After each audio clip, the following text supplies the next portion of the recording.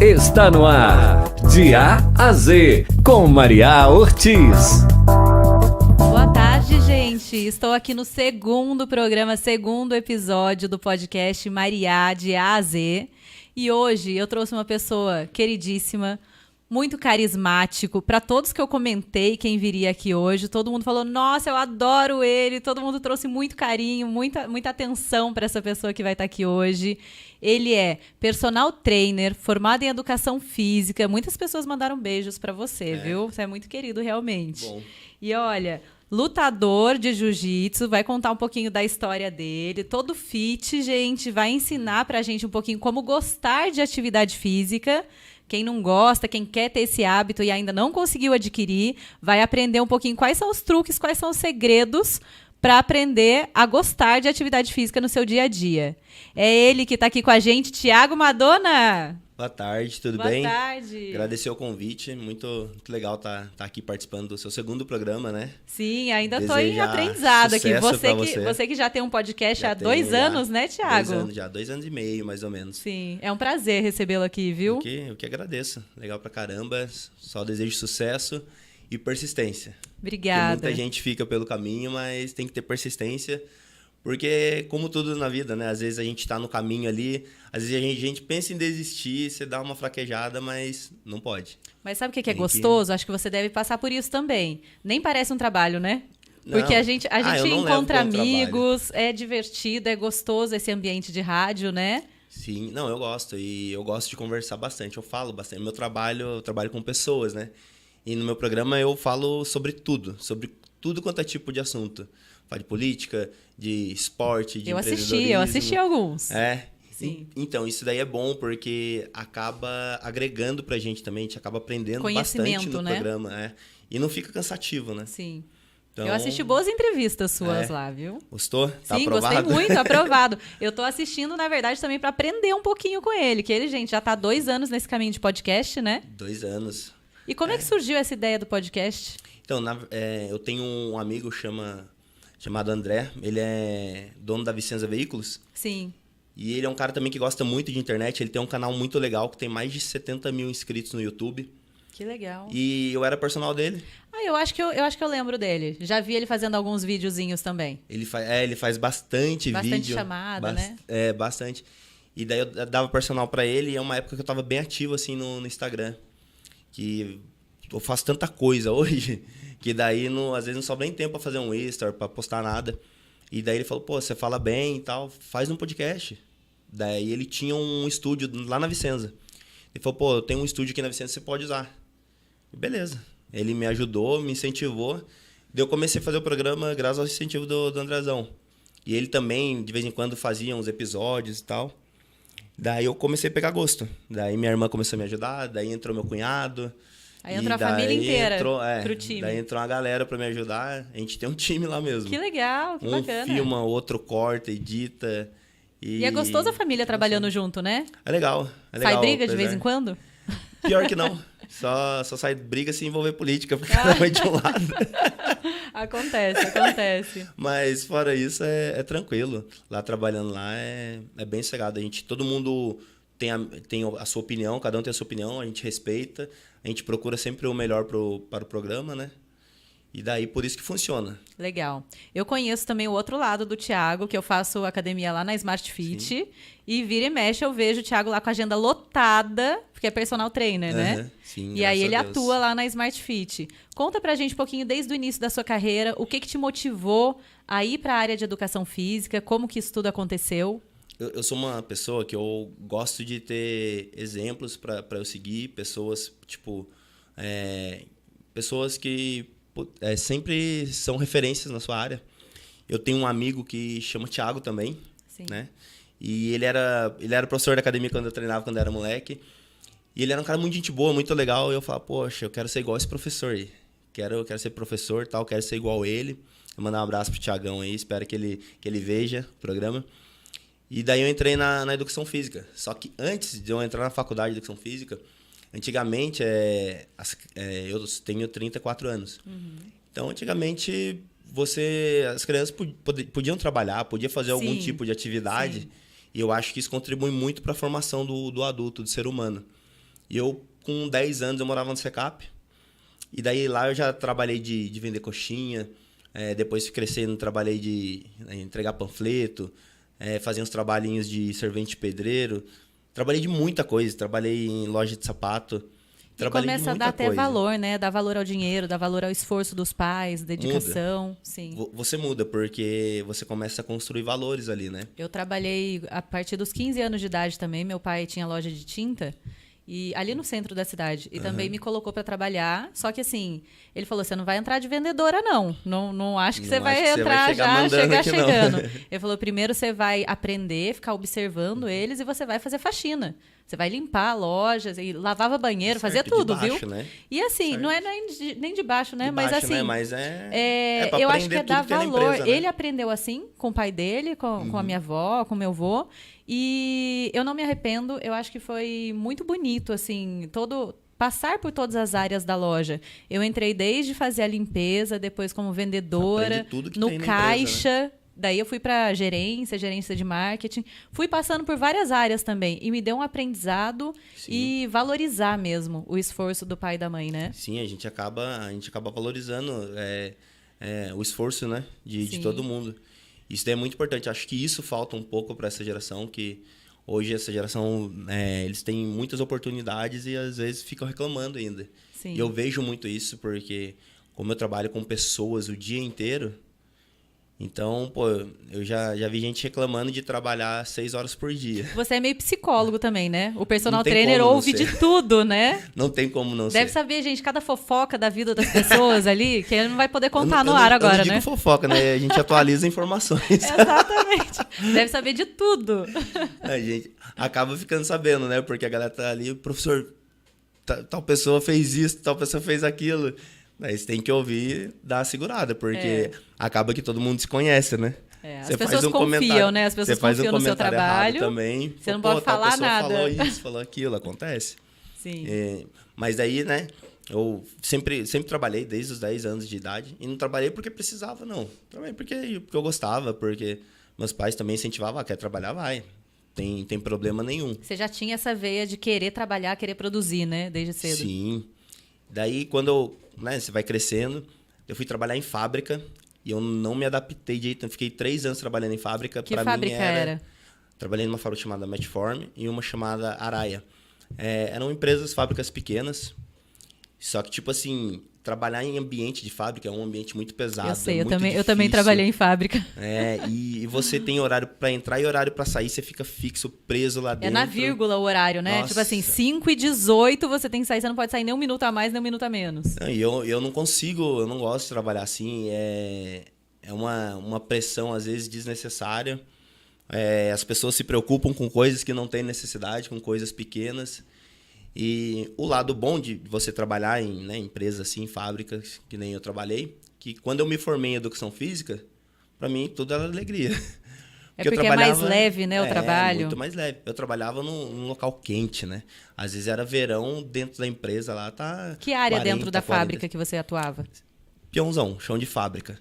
Então, Cada tipo hora assim, ia para uma área diferente da fábrica. Não, na verdade, tipo assim, antes eu era operador de CNC na Metform, que é operador de máquinas, Sim. que trabalhava com comandos numéricos.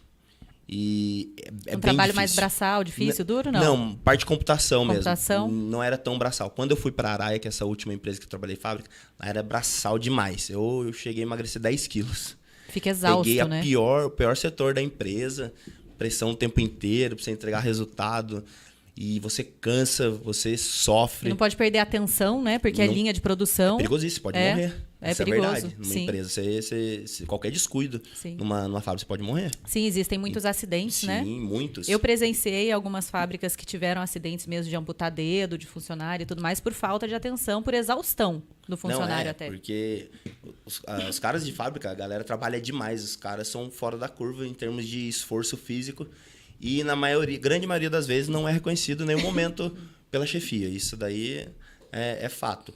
Hoje, ouço falar que está mudando, mas inicialmente você só era cobrado só e o salário nunca foi um salário bom. Sim.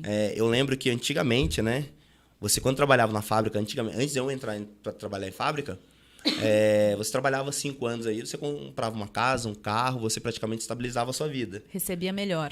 E daí eu sempre falo que com a vinda dos direitos acabou o salário do povo. Isso é verdade. Porque, pra mim, foi a maior enganação que teve na história, foi essa...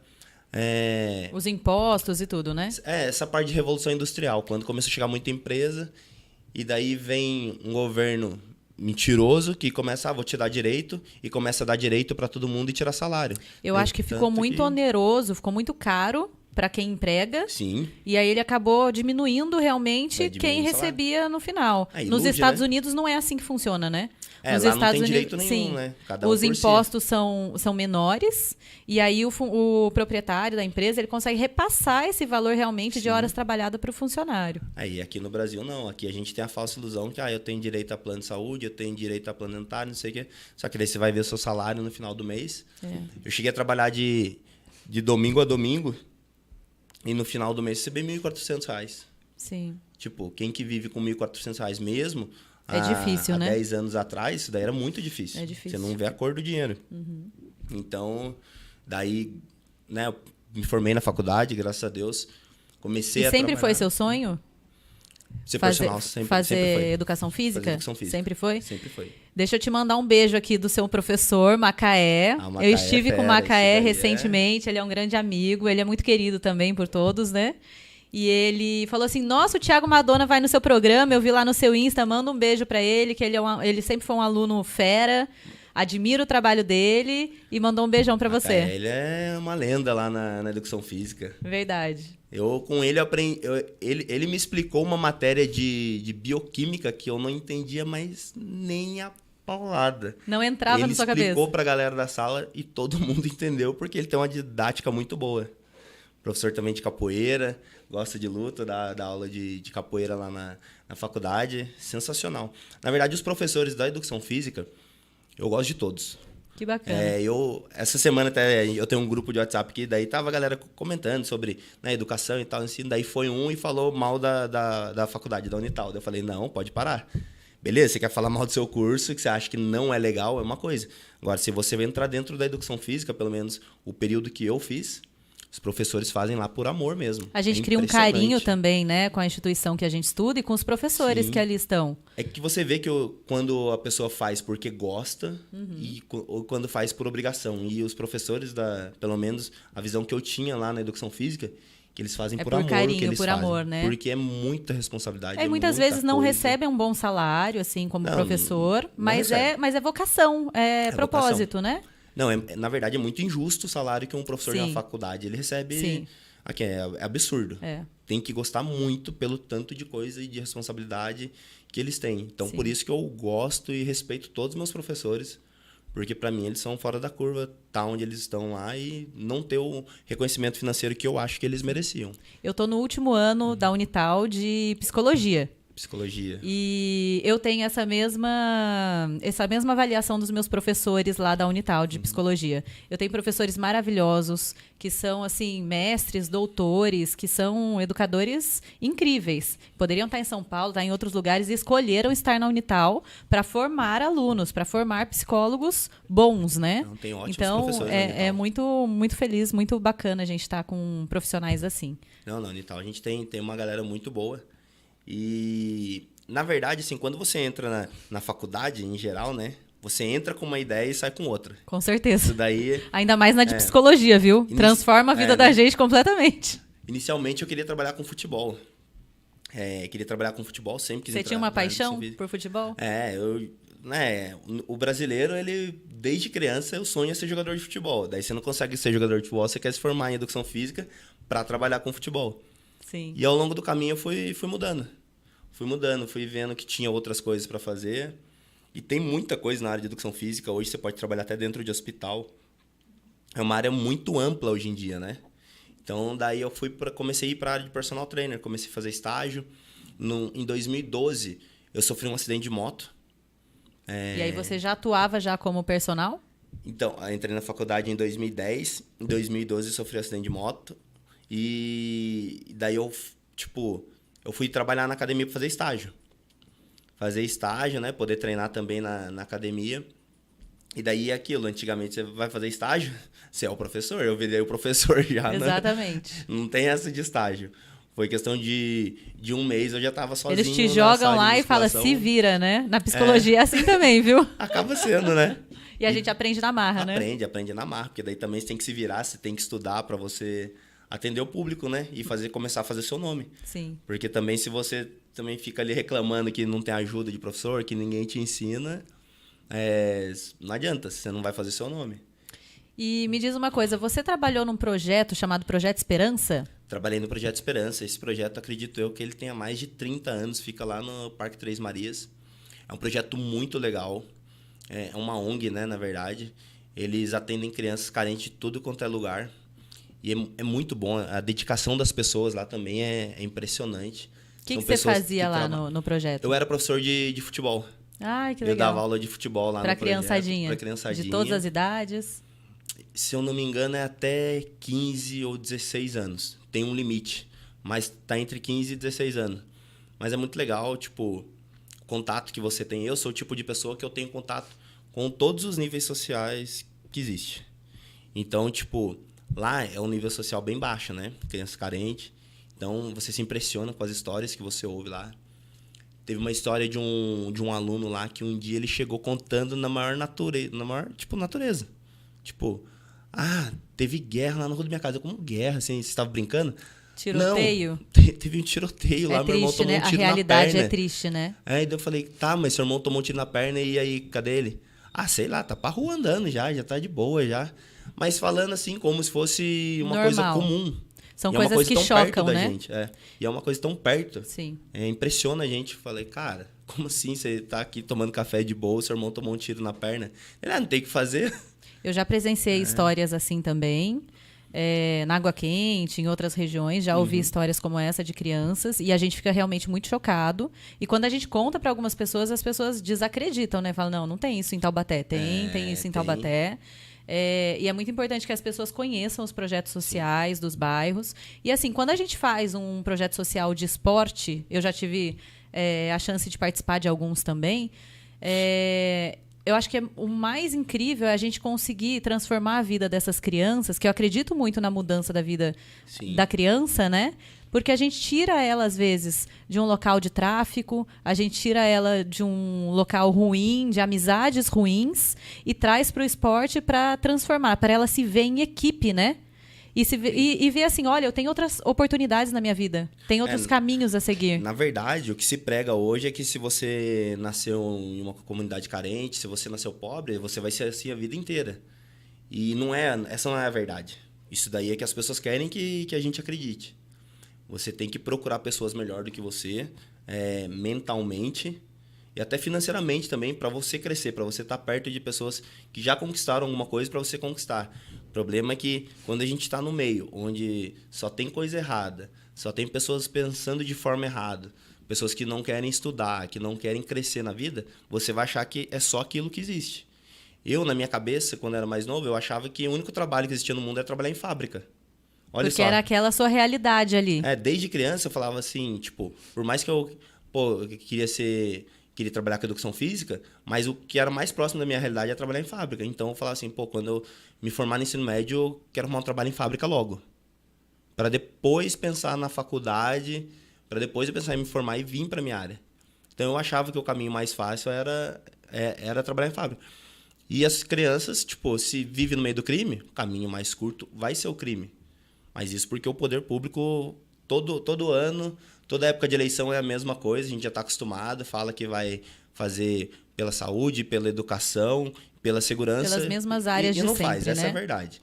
Eu já estou acostumado com esse mundo político aí, eu vejo que é todo mundo sempre as mesmas coisas. Sempre então, prometem e pouco cumprem, né? Então, fica difícil. Porque é difícil você tirar uma criança de um local onde só aprende coisa errada e trazer para locais bons, porque o poder público também não ajuda. Olha, eu já vivenciei uma situação de um rapaz que eu apadrinhei. Na época ele tinha 9 anos, Acho que ele tinha perto de 9 anos, uma família muito carente de Taubaté. Eles moravam numa casinha que foi doação da prefeitura, mas era uma casinha que ainda estava mal acabada, então o chão era de terra. As crianças dormiam no chão de terra naquela época.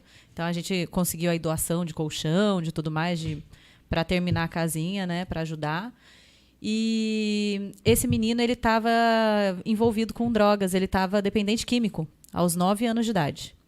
E a escola que ele estudava era o local onde ele tinha proximidade com os mais velhos, que viciaram ele na dependência química. E aonde ele morava, ele não conseguia sair daquelas amizades ruins, né? E assim, não tinha como mudar ele de casa naquele momento, não tinha muito o que fazer. Sabe qual foi o caminho que a gente achou assim para ajudá-lo? Primeiro que eu me encantei por ele, me apaixonei por ele, assim, ele é um menino muito cativante, hoje já tá grandão já. E eu comecei a apadrinhar a família, ele e as crianças, saía muito junto com ele, com as minhas filhas e tudo mais, ficaram amigos.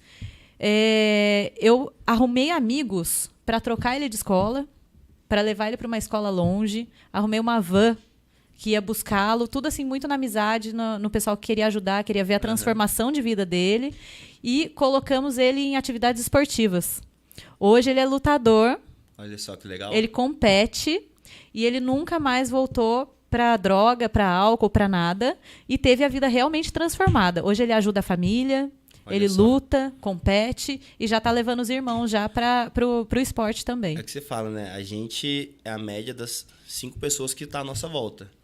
Então você acaba se influenciando. Sim. Se você tem pessoas boas à sua volta, acaba te influenciando. É lógico que cada um tem a sua personalidade, tem seu jeito de pensar, mas você tendo pessoas ali te ajudando, te incentivando, criando um ambiente bom para você, dificilmente você vai dar errado na vida. Sim, e eu vi que assim, o esporte ele é capaz de transformar a vida de uma pessoa realmente. Sem dúvida. Né? O esporte, ele transforma mesmo a vida das pessoas. Há 2 semanas atrás, eu participei da comemoração de 7 anos do projeto Cacá Lima, que tem lá no bairro do Araretama, em Pinda. Me conta um pouquinho, eu não conheço esse projeto. É um projeto que quem faz é o Ramon. Eu não lembro dos títulos dele, mas acho que ele é campeão mundial de jiu-jitsu, se eu não me engano, umas 2 ou 3 vezes já. Tem 8 campeonatos brasileiros, campeão pan-americano. E ele tem esse projeto lá no bairro do Araretama, que é uma comunidade carente também, todo mundo conhece lá, sim, é bem perigoso. Sim. E daí foi aniversário, a gente é tudo conhecido, ele falou, tem como vir aqui participar e tal, fazer uma presença. Daí a minha equipe foi todo mundo, tinha mais de 100 atletas. Que legal, criança, que bacana. Era muita criança, muita menina também participando. E esses atletas de lá, do Araretama? De lá. Que bacana. As crianças de lá todas participam de verdade do projeto. E pode ser que de lá saiam alguns atletas mesmo, né? Não, sempre sai. Sim. Sempre sai. E eles participam. Na verdade, esse projeto, se for pegar ele desde o início, ele é o projeto social de jiu-jitsu de mais de 20 anos. Ele é o mais longo do mundo, se for pegar. Só que daí nesse meio, né? Nesse tempo todo ele teve uma transição, passou por algumas mudanças. Daí eles decidiram recomeçar o projeto, então ele está há 7 anos. O jiu-jitsu eu não conheço muito, já fui fazer uma aula e olha, eu saí correndo, não quis voltar mais. Por quê? Gente, eu fui fazer uma aula, eu falei, quero aprender algo novo, né? Sei lá, buscar alguma atividade física nova, porque era o que eu tava falando. Que às vezes a gente cansa um pouco da musculação. Sim. Chegou uma época que eu cansei um pouco, eu falei, vou procurar uma luta. Que eu já fiz karatê com Ronaldo, da Rata. Fiz karatê durante muitos anos com ele, gostava muito, mas foi na minha infância. E eu falei, vou fazer um jiu-jitsu para ver como é. E aí, terminando a aula, tinha que fazer um rolamento, era uma cambalhota para trás. Já deu um mau jeito no pescoço, torci o pescoço, falei, eu tinha achado que eu tinha quebrado o pescoço, gente. Me deu um creque aqui no pescoço, eu saí com medo. Eu falei, gente, acho que eu vou no hospital, vou ver o que aconteceu. Achei que ia usar até aquele colete cervical, mas não aconteceu nada demais, mas me assustou. É uma atividade física nova, né, para vocês. Você não estava acostumado. Sim. Mas o jiu-jitsu eu falo para todo mundo, se um dia eu tiver uma filha, um filho, mas principalmente se eu tiver uma filha, vai ser o primeiro esporte que eu vou apresentar para ela. Porque ele é um esporte onde um oponente mais fraco fisicamente, ele pode facilmente ganhar de um oponente mais forte. Imagina... Ele é muita estratégia, né? A gente fala que é um jogo de xadrez. Sim. Então tem chaves, estrangulamentos, você pode desmaiar delicado, uma pessoa né, gente? facilmente. Estrangulamentos. Mas ele acaba sendo um esporte delicado, porque um exemplo, se eu te encaixar um estrangulamento que a gente fala, um mata-leão, por exemplo, que é o mais famoso, todo mundo conhece. Sim. Durante ali a prática, né? Você só vai desmaiar se você não desistir. A gente dá os 3 tapinhas e a pessoa solta. Então, você só vai se lesionar ou se machucar se você quiser. Então, daí se não desistir, daí é possível que aconteça alguma coisa mais grave. Daí é possível. Não, grave não, você vai desmaiar. Sim. Grave aponta um exemplo. Beleza, a gente tem uma chave que se chama armlock. Você pode quebrar o braço de uma pessoa com essa chave. Super simples. Quebrar o braço. Se você estiver lá praticando o esporte e você encaixar essa posição, você sentiu que pegou firme, que não tem como escapar, você desiste. Pronto, desistir. Aí bateu ali 3 vezes no fala tatame. Que deu, beleza. Sim. E você Agora, tem que se conhecer você o limite do seu corpo também e respeitar Justamente. esse limite, né? Antigamente, quando o jiu-jitsu começou, a gente fala o jiu-jitsu old school, muitos caras... Ele veio da família Gracie? Sim. Sim, né? Sim. Eu já ouvi um pouquinho dessa história, mas não O conheço jiu-jitsu bem. ele foi criado por monges, né? Há milênios atrás. E daí ele foi passando por evolução. Daí quando chegou no Brasil, a família Gracie fez evoluir esse esporte e disseminou pelo Brasil inteiro. Uhum. Então criou o jiu-jitsu da família Gracie, que virou o Brazilian Jiu-Jitsu. Que hoje o jiu-jitsu é considerado uma luta brasileira. Então, nele, você só vai se machucar fazendo esporte, no esporte em si, se você quiser. Então, não tem como você se machucar se você não quiser. E eu acho que as artes marciais, de modo geral, elas trazem muito ensinamento pra gente, né? De respeito ao outro, de respeito a si mesmo, né? O karatê tinha muito disso também. Toda arte marcial, ela traz uma disciplina muito grande. E hoje, as pessoas, elas não estão acostumadas com disciplina. Não mesmo. Com deveres, com, sabe, a respeitar. Então, um exemplo, eu entro no meu tatame, lá eu tenho médico, eu tenho engenheiro, eu tenho diretor de empresa, eu tenho pessoas que trabalham com internet, tem pessoas que trabalham em fábrica, tem tudo quanto é tipo de pessoa lá. Só que eles têm que respeitar uma hierarquia, que é a faixa. Então, a gente tem no jiu-jitsu a faixa branca, que é do iniciante, faixa azul, a faixa roxa, a marrom e a preta. Hoje você é eu faixa sou marrom? faixa marrom ainda. Sim. Eu tô desde 2009, eu tive uma pausa por causa de faculdade, trabalho, e morar fora, voltei. E daí faz 3 anos que eu voltei a treinar firme mesmo. No final do ano pretendo pegar a preta se eu não parar. Mas não vou parar, até porque eu tenho meu tatame e dou aula. Legal. Mas tem essa hierarquia e ela tem que ser respeitada e ela é respeitada.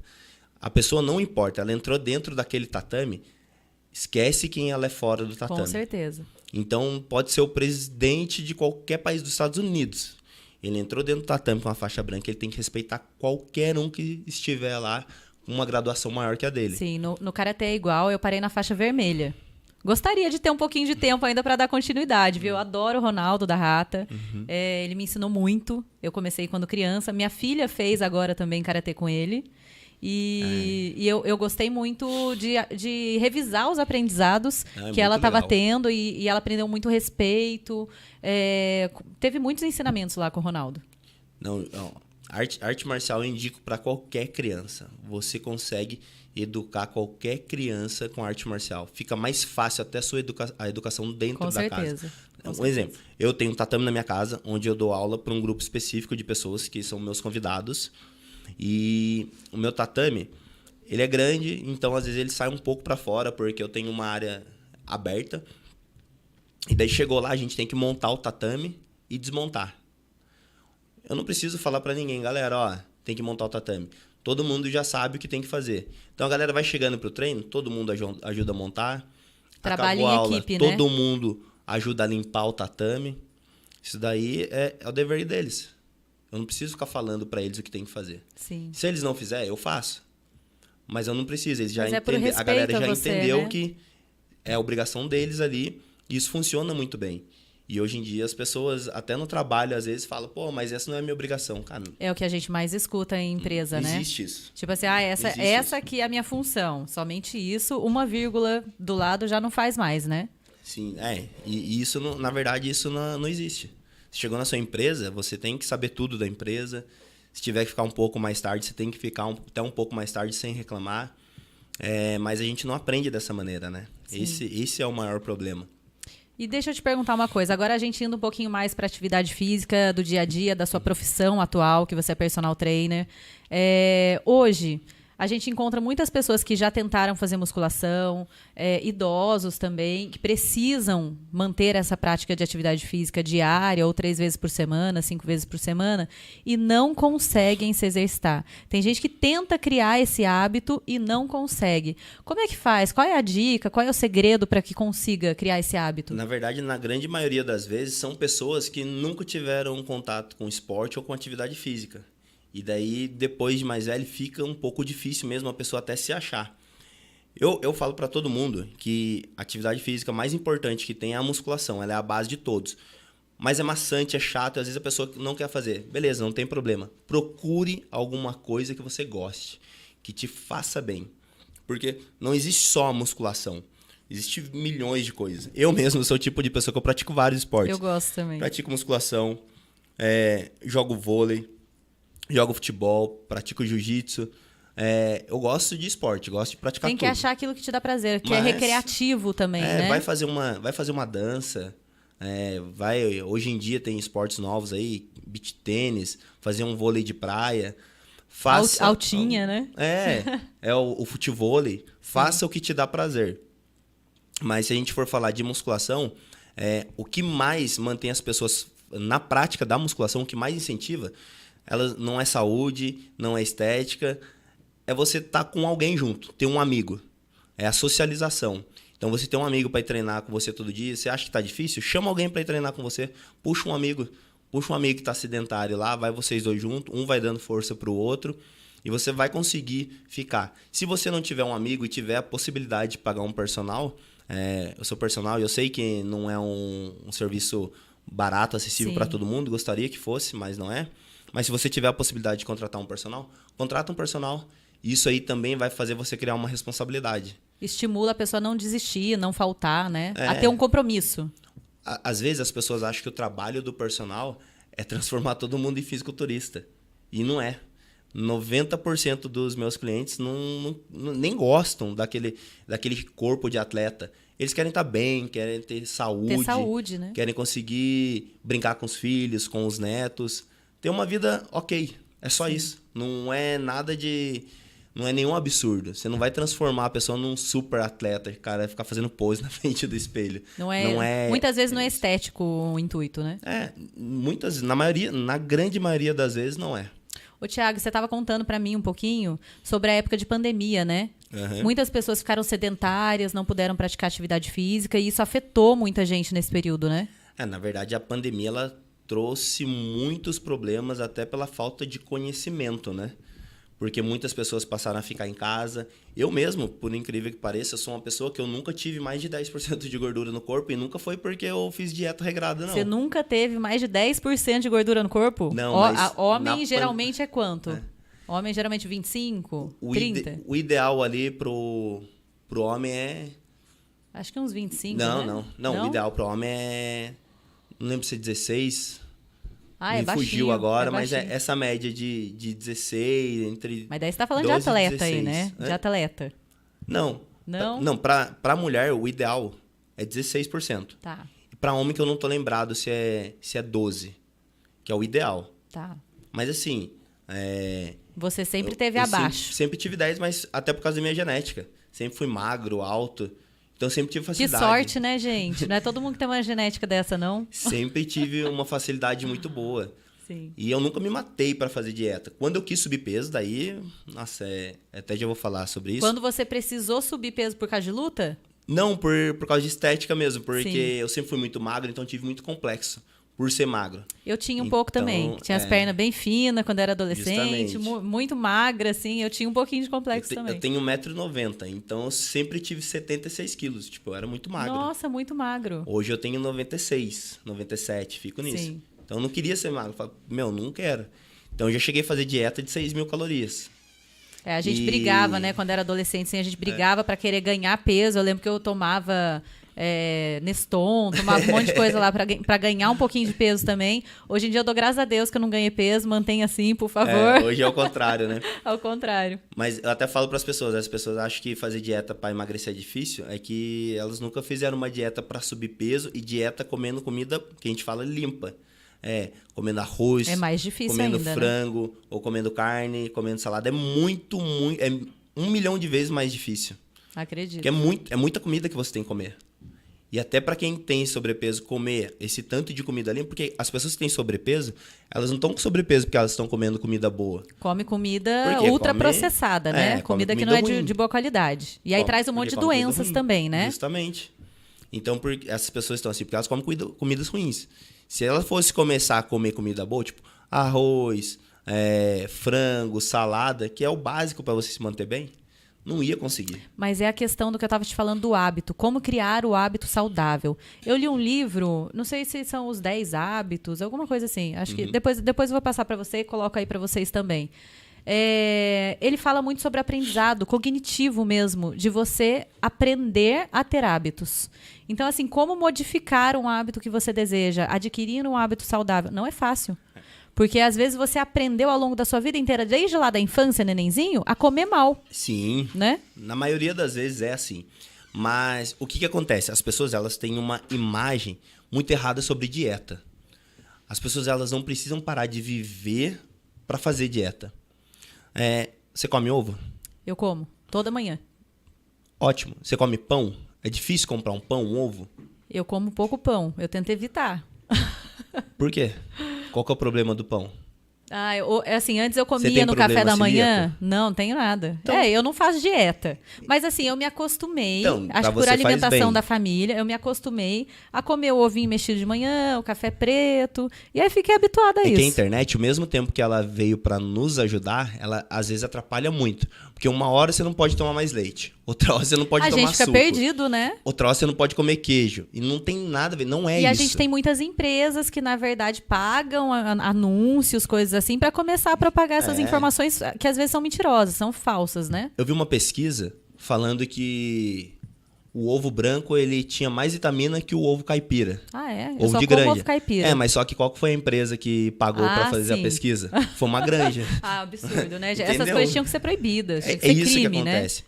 Mas você consegue levar uma vida saudável comendo o que você tem em casa. Eu até esqueci o nome, senão eu ia falar de uma influencer na televisão mesmo, que ela falou assim que para você ser magro você tem que ser rico, que você precisa de muito dinheiro para ser magro. Não precisa. Pelo contrário, eu acho que assim precisa aprender a utilizar melhor os alimentos que vêm da terra, né? Olha, os alimentos eu vou falar mais pra saudáveis. Você que quando eu fiz essa dieta de 6.000 calorias para subir peso, eu sozinho, comigo, eu gastava mais de R$1.000 de comida por mês. Para subir peso. Para subir peso, só para mim.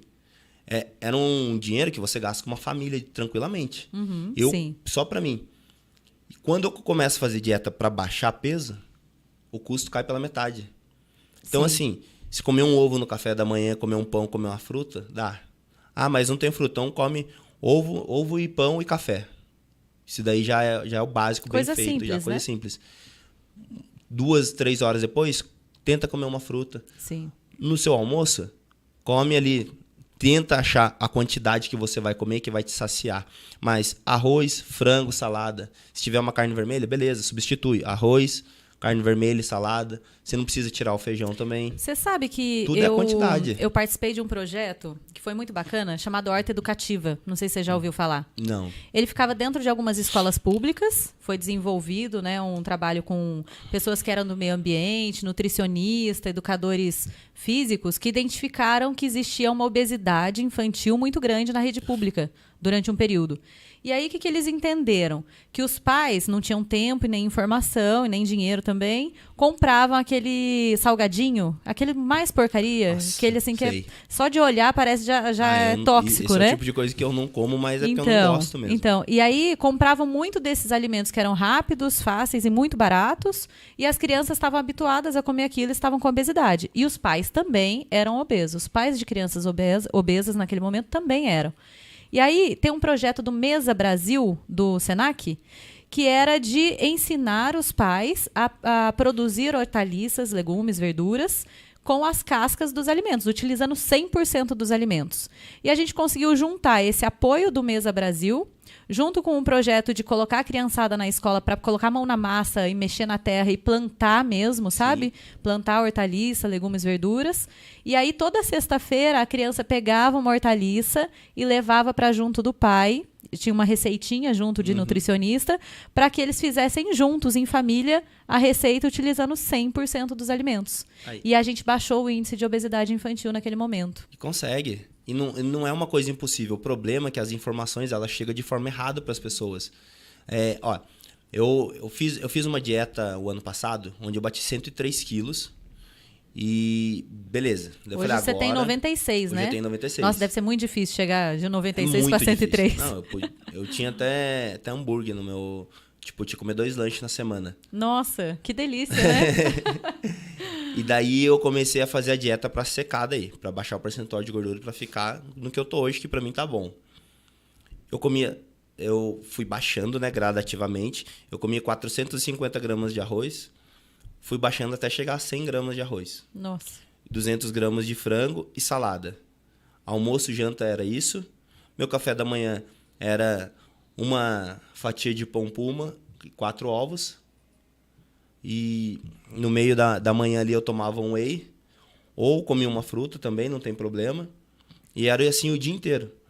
É uma dieta cara de fazer? Não, não é, né? Mas você Não tinha é um uma acompanhamento de nutricionista nesse período? Eu sempre tive acompanhamento de nutricionista, mas como nesse período eu não conseguia ir no nutricionista por causa de dar muita aula, eu acabei eu mesmo fazendo pela experiência que eu já tenho. Mas eu fiz uma dieta comum. Eu acredito que a grande maioria das pessoas tem na sua casa arroz, frango e salada. Sim.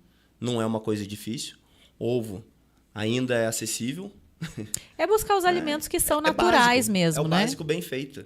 Ô, Tiago, me diz uma coisa. Você tem bastante alunos que são idosos? Bastante. Eu tenho uma aluna, na verdade, que ela é idosa e ela lá na Smart, lá, ela é uma celebridade, ela é uma inspiração para todo mundo, que é a dona Maria Helena Goff. Até mandar um abraço para ela. Ah, eu já vi treinando lá, Semana toda passada, inspirada. ela completou 79 anos. Olha, que beleza. Quem for no meu Instagram vai ver ela lá, ela fazendo os básicos aí que a gente fala. Porque às vezes a galera quer ir pra academia, quer treinar e quer ficar inventando moda. A gente vê feito. fazendo uns exercícios que a gente até acha estranho, né? Inventa uns exercícios Faz novos. o básico bem feito. Ela faz levantamento terra, que no CrossFit é o deadlifting. Ela faz supino, faz agachamento, faz exercícios básicos e essenciais para a vida. E depois de uma determinada idade, às vezes a pessoa não consegue ter a mobilidade, né? De fazer um agachamento, de fazer assim. Justamente porque para. É. Porque antigamente, que a pessoa ficava velha, o que a pessoa fazia? A pessoa aposentou, ela praticamente parava de viver. Parava de fazer as coisas, parava de trabalhar. Tem um como que fala, um documentário na Netflix que eu indico para todo mundo, que se chama Blue Zones, Zonas Azuis, espalhado pelo mundo.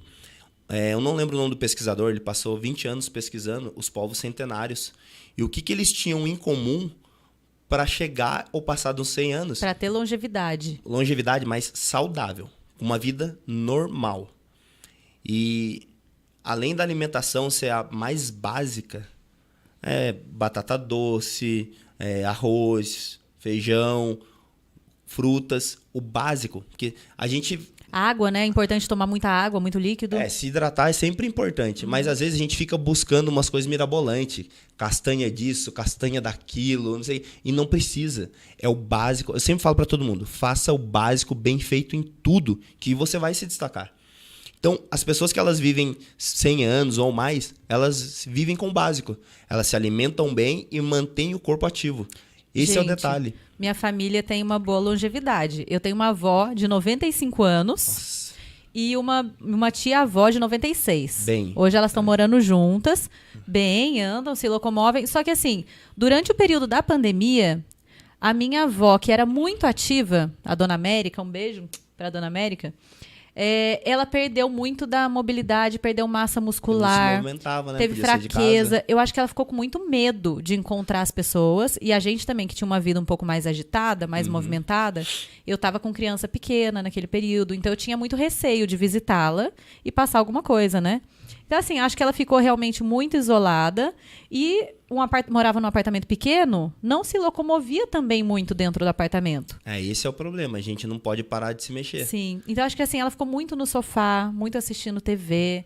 E aí ela perdeu massa muscular, assim, hoje ela tá com a perna bem mais fininha, sabe?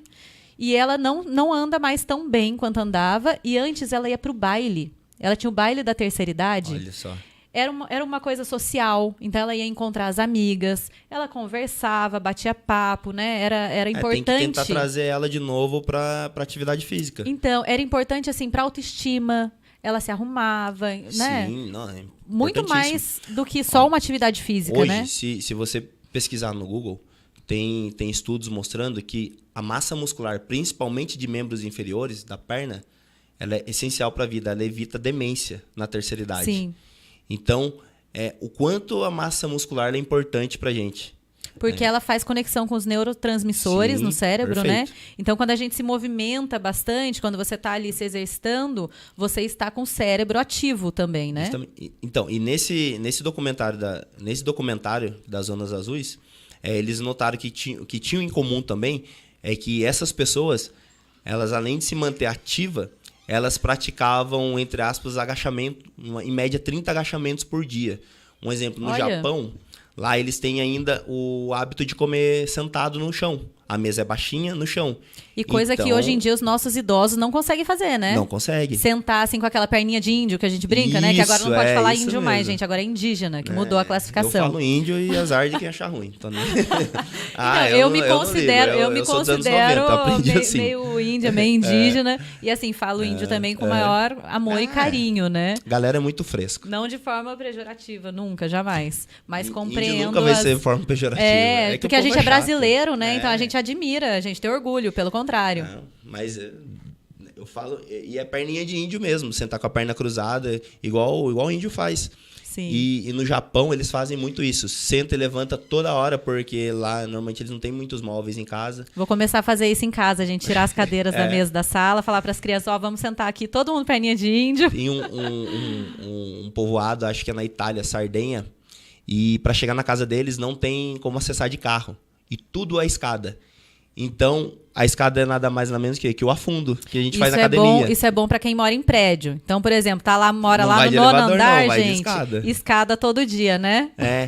Então, eles notaram que todos esses povos, eles faziam um trabalho de membros inferior muito grande. Ainda bem que eu moro no terceiro andar. Tem que subir umas 40 vezes. Então, isso também ajuda na longevidade. E o idoso, hoje, com o mundo moderno, se ele puder ir para uma academia, fazer uma musculação, eu super recomendo. O que eu não recomendo é ficar parado. Sim. Tem que fazer alguma coisa, tem que se mexer. Sim. Porque senão a tendência é você ir se degradando. Eu faço musculação, sempre fiz, né? Eu fiz balé, na verdade. Me formei em balé, fiz 15 anos de balé. Quando chegou na época de ser professora, eu vi o quanto era sofrida a vida de bailarina. Gente, quem é bailarino, parabéns, é vocação. É assim, tem que ser por paixão, por amor. Porque, infelizmente, no Brasil não é uma profissão assim reconhecida. Eu conheço bailarinas que foram até para fora, foram dançar no Bolshoi, foram para outros lugares que são de Taubaté e ainda assim ganham muito pouco. Então, na faculdade eu tive colegas que foram para Estados Unidos, para Nova York, fazer apresentações lá, até largaram a faculdade, porque era uma vida muito corrida. Sim. E então, mesmo assim ganham pouco e é muito disputado, né? Eu conheci também bailarinas que foram para Broadway e é uma disputa realmente muito grande para conseguir um papel, não é sempre que consegue. Difícil. É uma profissão muito bonita que deveria ser muito mais bem valorizada na cultura do Brasil, principalmente, né? Mas, enfim... Depois que terminei essa parte de balé, falei, não quero ser bailarina, não quero ser professora. Foi uma paixão, mas passou. Eu comecei a musculação. Eu era muito magrinha, eu consegui ganhar massa muscular, a duras penas. Musculação muda a gente. Mas hoje, assim, eu não consigo abrir mão da musculação. Não é sempre que eu consigo ir. Essa semana, agenda lotada, eu não consegui ir nem um dia. Não estive lá na academia com você. Mas sempre que eu posso, eu vou. E aí, assim, quando eu começo a cansar um pouquinho da musculação, que às vezes acontece, gente. Às vezes você tá indo lá todo dia, tá firme, forte. Você treina desde quantos anos, musculação? Eu acho que desde os 15. Então, eu também, desde os 15. É muito tempo. Sim, e a minha filha hoje tem 12 anos, ela faz vôlei, faz 4 horas de vôlei por dia, apaixonada por vôlei, quer ser atleta de vôlei. Ela é líbero. E ela começou a treinar musculação. E eu fiquei preocupada, porque 12 anos... Eu falei, gente, na minha época a gente olhava criança de 12, 13 anos e falava, não pode treinar musculação porque não vai desenvolver, não vai crescer. É verdade ou não é? É uma grande mentira isso daí, na verdade. Mesmo? Na verdade, você não tem idade pra começar a musculação. É lógico que você não vai colocar uma criança pra fazer musculação, porque é chato. Por isso. Eu já vi alguns vídeos de crianças de 5 anos, fortinha, assim, né? Com braço forte, fazendo musculação. Lá nos Estados Unidos... Não é perigoso? Nem um pouco. Vai ajudar. Na verdade, eu vai ajudar. Eu tenho um pouco de dó. Não, vai ajudar no desenvolvimento da criança. Só vai ajudar. Olha, antigamente, o que a criança fazia? Subia em árvore, né? Fazia brincadeiras que hoje que não faz. Subia em muro, subia em árvore, pulava pra lá, pulava pra cá. A gente hoje se exercitava muito, né? Se exercitava muito. Só que a gente nunca vai associar o que fazia antigamente com uma musculação, com uma atividade física. Você achava que era só brincadeira. Sim. Mas inconscientemente você estava fazendo andava de força. Skate, jogava bola o dia subir inteiro. No muro e puxar aqui. Você está fazendo uma barra. Sim. E você fazia isso o dia inteiro. Você subir numa árvore, segurar ali, subir com as pernas, você está fazendo força, está fazendo isometria. Não existe idade para começar a musculação. É o que eu tô falando. Você não vai colocar uma criança de 4 ou 5 anos para fazer musculação, porque é chato pra caramba. A criançada lá do vôlei, agitada. gente, a criançada do vôlei que faz lá com a minha filha, Ana Luz, ela falou que esses dias eles erraram muito no vôlei, muito mesmo. A professora colocou eles pra pagar 2.000 abdominais. Que bom, vai ficar com o abdômen forte. Chegaram em casa assim, morrendo de dor, falar, ai, a gente tem que dormir, tô exausta, acabada. É esporte de alto rendimento, é assim mesmo, não tem jeito, vai pagar desse jeito. Mas olha, ela ficou muito disciplinada na escola até, depois que ela criou uma paixão pelo vôlei. Porque ela falou assim, pra eu continuar no vôlei, pra a professora me colocar no time, eu tenho que apresentar minhas notas escolares. Olha que bacana. E aí ela começou a se dedicar. O ano passado ela não estava bem de nota. E aí ela começou a se dedicar para poder competir no vôlei. É isso. Tem que ser desse jeito. Mas é muito legal. Eu tenho 2 clientes. Agora estão ficando grandes, mas um tem 12 e um tem 13 anos. Eles já fazem musculação comigo há 4 anos. E aí você é o personal deles lá? Treinam lá na Smart? Não, treino na casa deles, mas fazem levantamento terra, faz steep, faz puxada... Faz afundo, faz passada, faz agachamento. Eles fazem tudo normal. E traz também uma autoestima, né? Para os adolescentes que sofrem bullying, que tem uma série de questões, né? Às vezes é muito magrinho e sofre bullying na escola. Você imagina eu, por exemplo, com 13, 14 anos, que eu era mais alto que todo mundo, mais magro e desengonçado que todo mundo. Eu era assim também. Acho que muitos adolescentes são assim, né? Normal, a maioria gente. É assim. Só que o esporte, ele te ajuda, né? Sim. Você desenvolve mais a musculatura. O jiu-jitsu também ajuda nessa parte, né? Principalmente nessa parte... Como fala? Você acabou de falar de... Cognitivo, assim, de aprendizado? Parte estética da pessoa. Sim. Autoestima. Sim, ajuda muito na autoestima, porque você desenvolve muito seu corpo. Então, é o que você falou hoje. Você vê crianças aí de 12 anos com corpo... Ó, aqui em Taubaté a gente tem... O Leozinho, ele tem 15 anos. Ele foi a única pessoa do Brasil, se eu não me engano, o ano passado, a participar do Mundial de CrossFit. Que legal. Se você eu acho que eu sei quem é o Leozinho. Eu acho que eu sei quem é. Se você vê o corpo dele para um garoto de 15 anos, ele é filho da Fran? Impressionante. Eu não conheço a Eu acho que a mãe dele. E o pai fazem CrossFit. Eu não tenho certeza se são eles, mas eu acho que sim. Ele é um garoto de 15 anos que tem um E que é uma absurdo. promessa do CrossFit, né? Ele é um fenômeno já. Sim. Então, você vê o quanto a atividade física, a musculação, o crossfit vai fazer por você. Você faz crossfit? Já fiz para conhecer, mas... Não se adaptou? Não tem nem tempo, essa é a verdade. Eu faço musculação porque eu tô lá na academia já, então sempre que tem uma janela eu tô treinando. Sim. Porque, graças a Deus, eu dou muita aula hoje, né? Então, eu acabo não tendo tempo. Eu tentei fazer crossfit, gente. Eu fiquei roxa durante uma semana.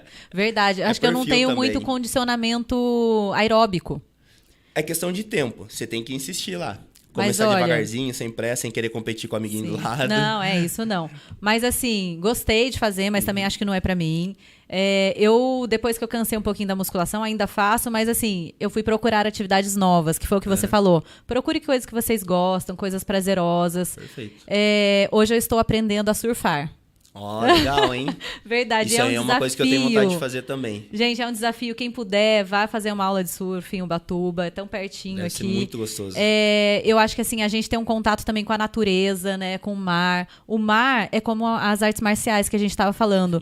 A gente aprende a respeitar a natureza, a ter medo do mar, né? Sim. A respeitar os seus Isso eu limites. já tenho.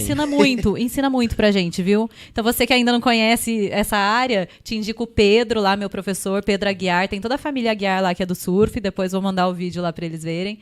Vá fazer uma aula que você vai gostar muito. Eu tive um professor de vôlei na faculdade que ele falava isso toda aula. Toda aula ele incentivava os alunos a gente a ir pra, É uma delícia, pra aula de gente. surf. Delícia. Ele falava que era o melhor esporte do mundo. Eu vou te levar lá numa aula pra você conhecer. Não, Gente, vamos, olha, quero ir sim. o papo tá muito bom aqui, foi muito rápido. A gente queria ficar mais tempo conversando, Queria ficar né? mais. Tinha tanto assunto aí pra conversar, Nossa. correu muito rapidinho aqui. Eu queria que você aproveitasse agora o finalzinho do programa para você deixar o seu arroba, deixar seu Instagram, o seu podcast, para que as pessoas também te acompanhassem um pouquinho. Meu podcast é MadonaCast. Tem no Instagram e no YouTube, no TikTok. E o meu profissional, Thiago Madonna, Personal Trainer. Se quiser, pode entrar lá, tem várias dicas. Lá eu tô sempre passando alguma coisa para estar ajudando a galera a não ficar errando no treino. E eu passo o básico, gosto de passar o básico bem feito, que é o que funciona. Eu falo isso todo dia. Não fica inventando muito para você não se lesionar. Não tem caminho mais fácil. Tudo é difícil. É construção, né? É uma construção. Você vai conseguir emagrecer se você comer o que você tem na sua casa, mas de forma organizada. Você vai conseguir subir o seu peso com qualidade, para quem é magro. Se você comer comida boa, de forma organizada também. Essas dicas valem ouro, hein, gente? É lógico que é legal você ter acompanhamento de um nutricionista. Isso aí faz toda a diferença. Mas não pense que é a coisa mais difícil do mundo. Às vezes a gente recorre a remédios. Hoje em dia tem muito remédio para emagrecimento. Causa uma série de prejuízos, né? Mas, na verdade, é assim, um exemplo. A pessoa, ela não tem disciplina. Daí ela toma um remédio e ela emagrece e continua sem a disciplina. Ela vai engordar de novo. Sim.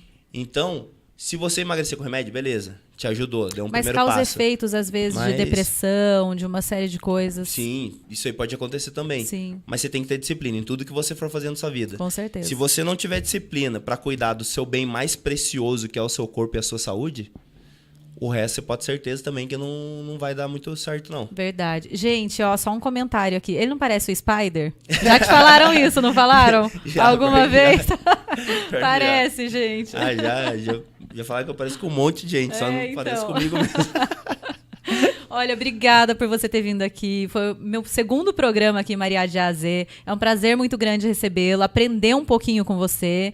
E me deu vontade de pegar ele como personal para aprender um pouquinho mais, para ter um pouquinho mais de disciplina, viu? Vamos marcar um treino lá. Sim, vamos marcar um treino, daí a gente faz uns vídeos lá pra você me ver, dá um treino de personal e eu vou te levar pra aula de surf. Bora. Fechado? Te agradecer. Parabéns pelo programa, um espaço bem legal, sucesso. Obrigada. Tenha persistência. Você sabe, as coisas não acontecem do dia pra noite. Não pare, que vai dar muito certo. Já tá dando certo já, e parabéns. Obrigada, Thiago. Obrigada, Agradeço. viu? Um beijo pra vocês. Valeu, gente. Tchau, tchau.